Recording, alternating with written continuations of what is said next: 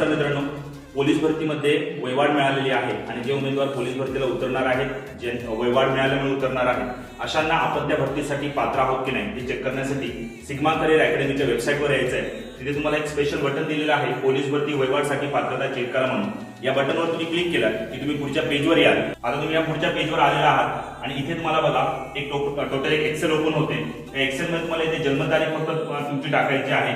ही जन्मतारीख जे ओपन कॅटेगरीत आहेत त्यांनी इथे आपली जन्मतारीख टाकायची आहे आणि ती महिना, तारीख आणि वर्ष अशा फॉर्मॅटमध्ये टाकायची आहे। तुम्ही इथे जन्मतारीख टाकलात की तुम्हाला इथे कळेल की तुम्ही त्या भरतीसाठी पात्र आहात की नाही।